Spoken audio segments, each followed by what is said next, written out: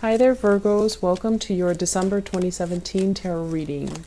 So I have some messages that I need to convey to you, and I feel like this video might run a little bit longer, mainly because the messages are a little bit convoluted, okay? So I'm going to try my best. And while I'm doing that, we'll get the cards shuffled out for you for this month. So first of all,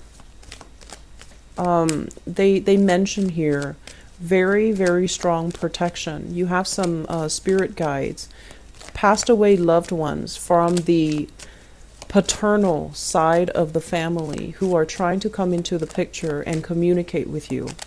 And one of the messages that that came out strongly through this is they're saying that you were given the right preconditions to thrive, to flourish.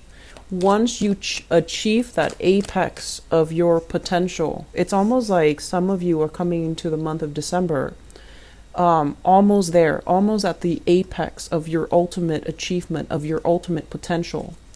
And so you're meant to be there so that you can also be the catalyst so that other people can thrive, other people can flourish, so that you can uplift people in some way. And I'm also feeling some of you are just like, well, that's not me. I was, given the short end of the stick. I had a lot of responsibilities dumped on me at a very young age. I've had to take care of a lot of people. And I feel like many of you found yourself, at a young age where you were always the responsible one. And because of that, parents expected a lot more from you rather than your siblings. And it almost felt like, it was like double standards, right?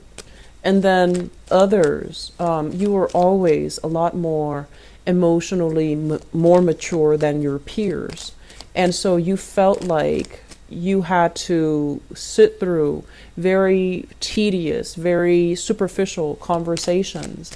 And you felt like the friendships just didn't bring you that sense of emotional homecoming, emotional satisfaction, emotional embeddedness. And it can feel very, very lonely being a Virgoan child coming into the world where we feel like we couldn't connect with our siblings. And then going out into, school, into the public space where we feel a little bit like we couldn't connect emotionally with our friends, our peers, people that are in our same age group.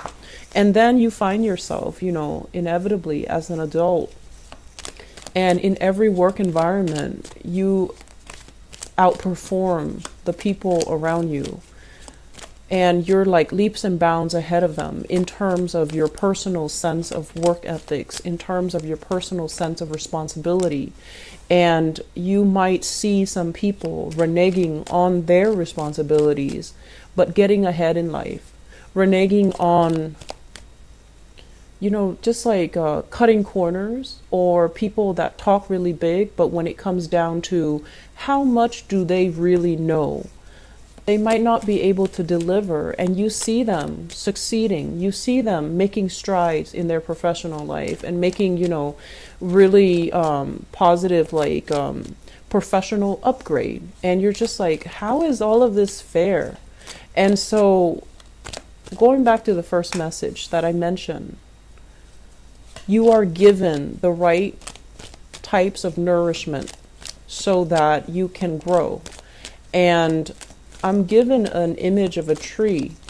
And if you think about a tree, it needs to basically get battered left and right by wind, by, inclement weather, by rain, by whatever adversity the universe decides to throw at it, so that it can form a very, very strong, trunk, so that it can form strong limbs, so that it can, continue to thrive and flourish and provide shade for everybody else. And so is it, fair to compare us to the tree? But I feel like the right nourishment is the right amount of love, is the right amount of opposition, is the right amount of challenges, so that you can grow to the most, the optimal human being that you can be. And the right amount of nourishment in your mind has always been, love, affection, acceptance, justice, right? Like all of these things, that these really high moral ideals that you believe in. But when a life is too smooth, too easy, it can make people very, very complacent, sometimes lazy, sometimes, taking things for granted, kicking up their feet, coasting through life, cutting corners. And who knows, they might still get ahead. But the point here is that you have to really think about what is the right types of nourishment that we can give to another person. Is it all going to be a bed of roses where they have no problems in their life and hope that they won't come out complacent and lazy and, taking things for granted and feeling entitled? Or do we have to throw a little bit of opposition in the mix so that they can they can become somebody who is emotionally strong, physically strong as well, and someone who is able to, be resourceful because of some of the challenges they've had to deal with?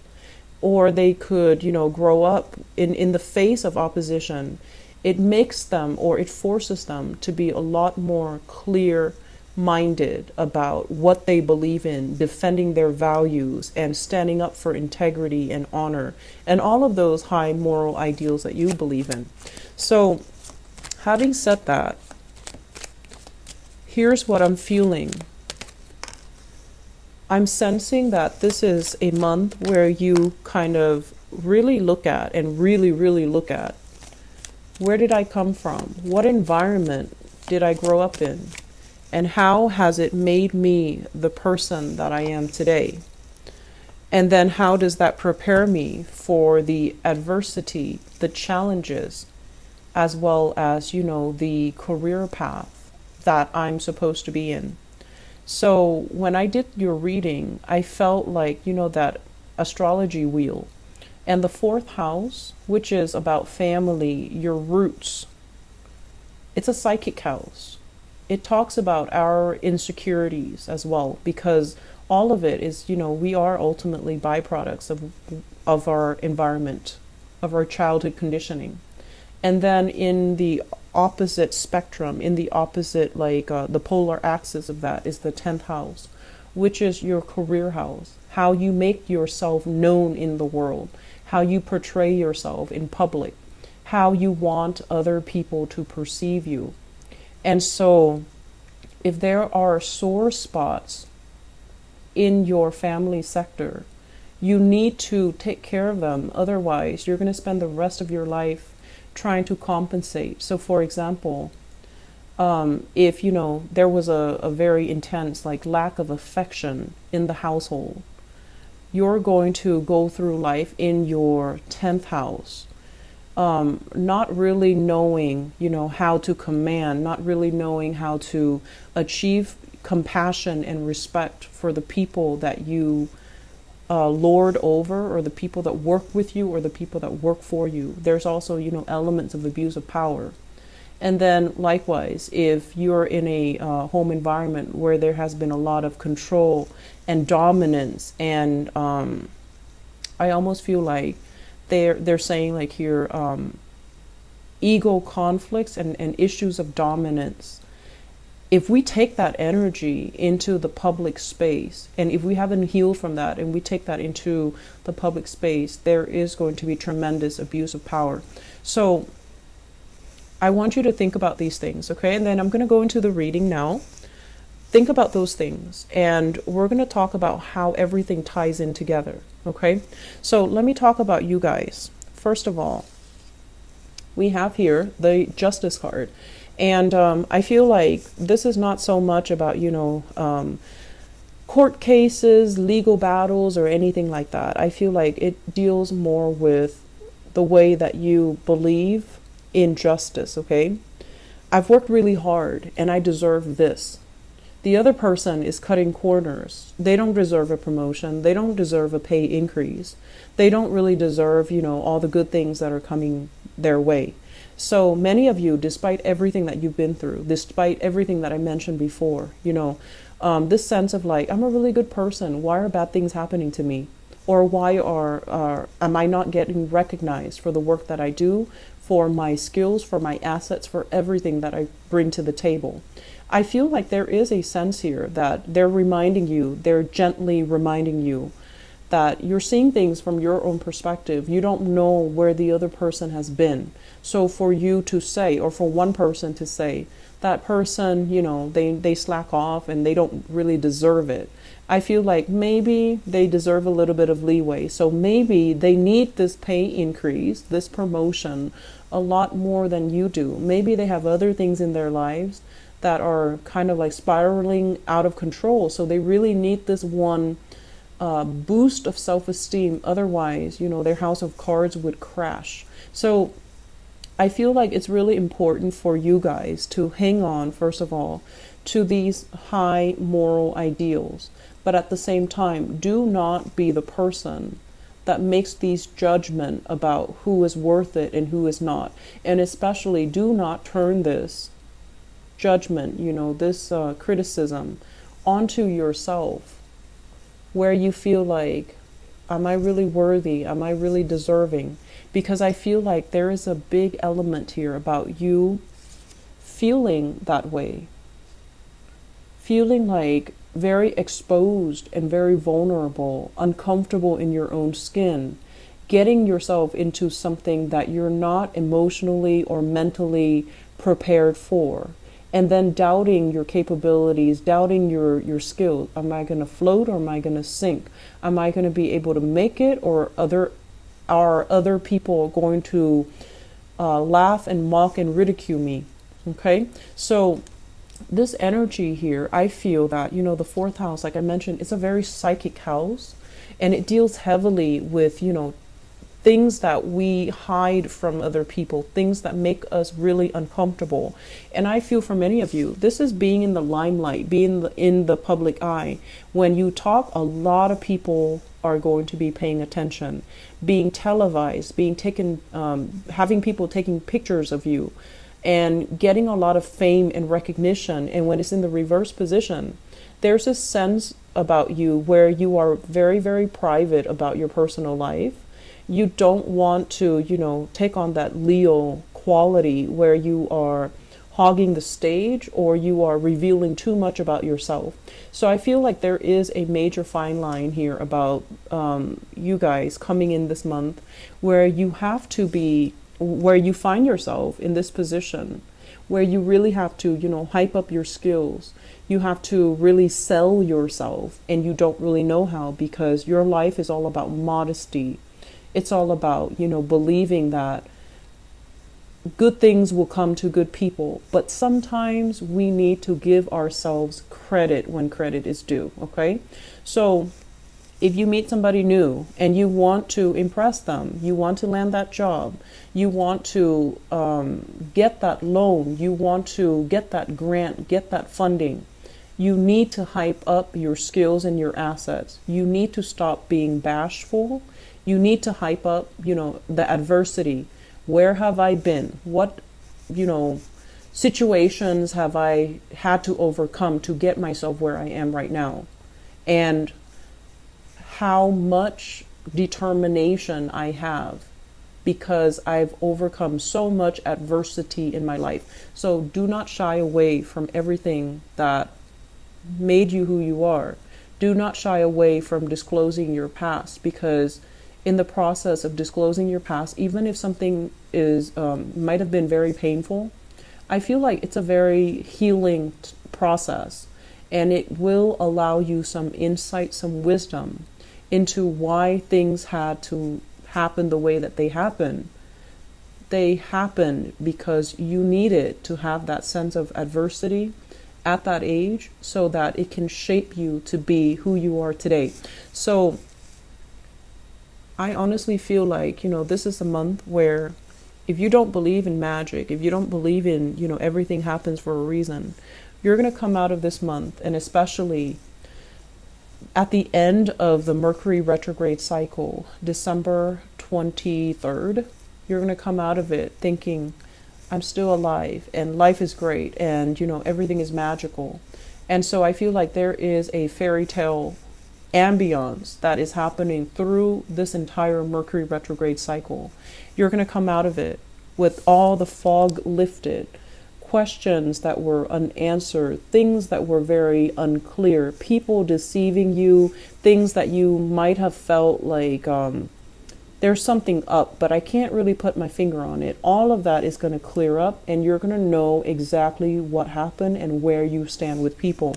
So we're coming, out of this Mercury retrograde cycle with a lot more clarity, with a lot more, I want to say, insight into other people. Why did this person say it like this? Why did this other person not say anything? Who are my allies? Who's there for you? Who's telling the truth? Who has my who is supporting me, and who's really, working against me? Who do I need to leave behind, and who is really showing their true colors? So I definitely feel that, you are a really, really good judge of character. You do give people the benefit of the doubt, but I know that many of you are very good observers. You pick up nuances in social interactions. You pick up nonverbal cues from people when you interact with them. And you always have really strong intuition about people because you have an eye for detail. But a lot of the times, the self-doubt, I could be wrong. I saw this, but I could be wrong. Or I felt this, but I could be wrong. Listen to your intuition, because I feel like it's never failed you in the past.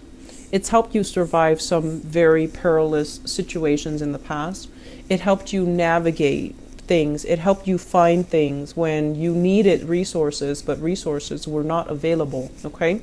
So moving forward, I'm going to talk about a few more things. I apologize for the noise in the background. First of all, this is a card about self-employment here. So for those of you who are thinking about changing a career path, or, at least segueing into a career path where you can expand your business, be a business owner, start a home-based business, or even start collecting clients. So in order to start your own business, recruiting people, getting, even funding for some type of a home-based business, or to start up something. Startup comes to mind. So I feel like it could be technology. And I feel like for those of you who are not heavily, technological, you might need to employ other people to work under you. And these people have the technological know-how, and so they're working under you. And it can feel very, very scary when you're not an expert in your field and you're trying to venture into that field, and you have to delegate responsibilities to other people. And they're experts in their field, but you're overseeing the work, and you might not, know 100% everything that's happening. So that process of having trust and faith that the other person is going to do uphold their end of the bargain and do the job properly, I feel like it's still very, very scary. So I feel some of you who are business owners, you're contracting out your work. You're hiring new people, you're overseeing the new people doing the work for you, and it can be very, very uncomfortable. And you're kind of battling yourself to not micromanage, because you know that, micromanagers are not very well liked. And then you also know as well that if you breathe down their shoulders, they're going to be resentful, they're going to be up in arms.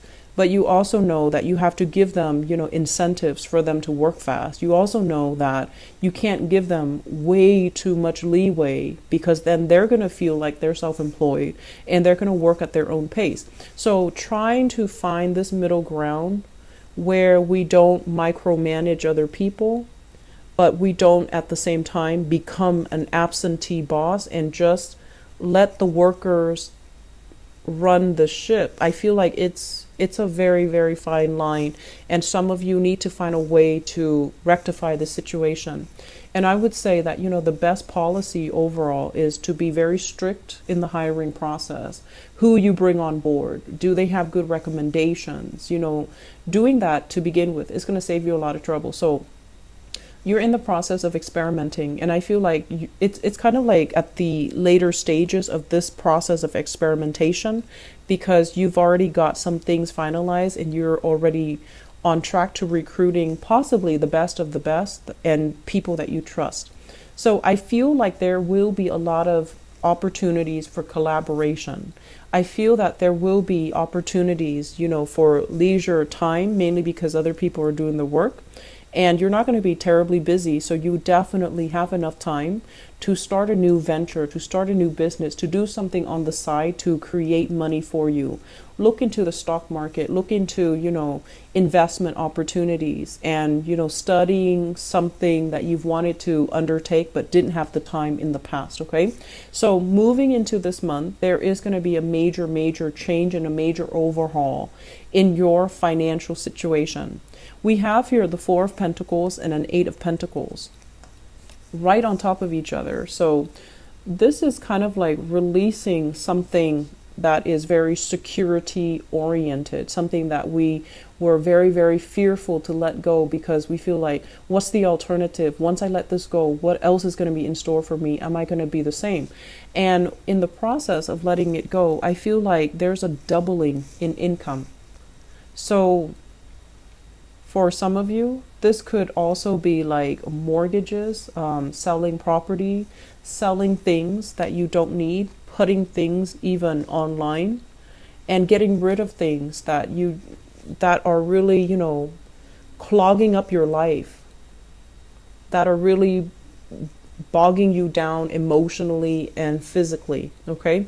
Getting rid of things. So I do feel like a huge income jump here. So if you are adamant about, looking for work, because this is all about sending pieces of yourself out into the universe, either through resumes, through CVs, through some type of especially online nowadays, online job recruitment portals. I do feel that it's going to allow you, the steps to get there so that you can double your income, so that you can achieve a lot more job satisfaction, have a lot more free time, even reducing the amount of hours that you work so that you can work and not feel pressured.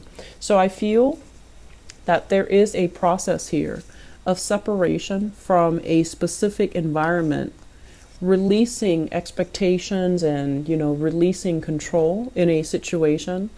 And once you are able to do that, you're going to breathe so much better. You're going to feel this burden, alleviating from your chest, and you're going to feel very, very, very happy and secure, okay? I feel as well, I mentioned earlier, I do feel a very strong maternal, paternal vibe, especially with this Nine of Pentacles.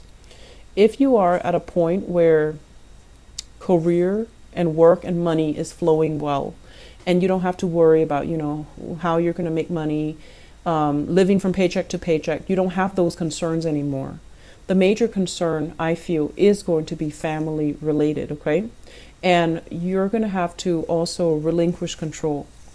Don't be the one person that comes to everybody else's rescue. When they mess up, let the other person deal with the consequences, okay? This is how we teach accountability, and this is how we teach someone to understand actions and consequences.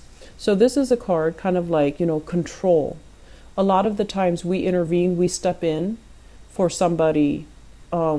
It's also because we want to be involved in that situation. We want to control the outcome in that situation. And we also have this, this latent inability to trust that the other person can do it the right way. So it boils down to control. And once you relinquish that, once you let somebody, step up to the plate, take care of things when they go awry, so that they can work on their problem solving skills, so then they can work on critical thinking skills, so that they can learn to be self-sufficient and to be as well resourceful. It's going to alleviate a lot of burdens for you. So if you've been kind of like that mother hen, if you've been constantly monitoring and taking care of everything, this is the month for you to delegate. This is the month for you to sit down and really think about where you're giving your energy away, because in the process of delegating, in the process of trusting that I'm over here and the other person is in the office working, are they really working? I feel like they're working. You can trust that they're working. And so relinquishing control and allowing the other person to step up and take care of things. I feel like it's a major it's difficult, and I feel like for some of you it can bring about a lot of anxiety because you want things done a certain way. And I'm also feeling as well, it's almost like this Aquarian energy, this need to control and this need to have things a very, very, very specific way for no other reason than just because you want it a specific way. And so we have to let go of those irrational methods of behaving. Okay, so we have to let go of these things, and we have to aim for this sense of balance, this sense of harmony as well, that if we trust the other person, if we give them room and space to breathe and to thrive, that they're also going to breathe and thrive. And that pretty much, sums up the first 6 cards here. The second part of this equation here is, it seems to me like in love relationship, there are options on the table. Okay, so we have here the Lovers in the reverse. And the Lovers in the reverse is usually a situation where there are too many people interfering in a love relationship. So you have here a fire sign, Sagittarius, Aries, or Leo. And I feel for some of you, this is somebody not approving of your relationship, and they're disapproving of your relationship for no other reason than because they don't like the relationship. So it can be irrational. And then we have another person. This is a water sign, a Pisces, a Cancer, or a Scorpio. And I feel like for some of you, this is somebody in your life that is trying to move on. They're trying to exit the picture. And I'm also feeling as well, if you are debating between these two characters, if it's a situation where both of them are involved, I feel like the fire sign might be a more truthful, honest, stable relationship partner. I'm going to go into your love reading in a little bit, but I feel like this reading is very, very loaded, okay? It's loaded with messages, and I feel like it's very, it's forcing you to really think about, some of the things that you have grown up believing about yourself. Are you lovable? Are you worthy of all these good things that are coming to you? And I also feel as well, it's forcing you to re-examine some things in terms of, you've had to deal with a lot of difficulties at a young age compared to your siblings, compared to your peers, like I mentioned. And these are character building life events that shape you into the person that you are right now. And so if there are grudges, with siblings, with family members, if you're holding grudges, you need to let them go. You need to release them, because these people form kind of like a soul contract. They're here to help you get where you are today. They've had to make sacrifices, great sacrifices. And I also feel that they've had to make sacrifices in terms of not being in your good graces. Like, they've had to do things that even now you might not like them, you might not speak to them, but they have a soul contract with you to get you where you need to be. And so in the process of fulfilling their soul contract, they might have falling outs with you, and you both might not be talking. You're at a point where you're really, really happy, you're on top of the world, you're elated, and financially you're very secure. And they're at a point where their health is diminishing.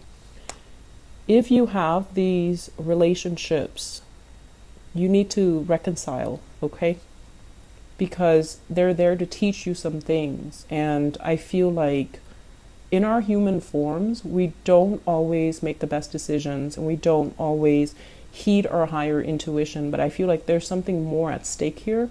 And I feel a lot of it has to do with, we needed to experience these things, these relationships, these ways of loving, these ways of behaving at a young age, because they're shaping you into a much stronger person.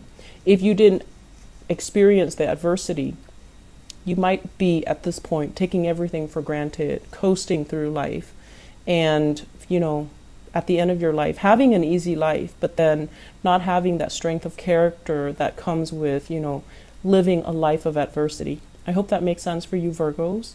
I feel like you need to hear this message, and so I hope it is helpful.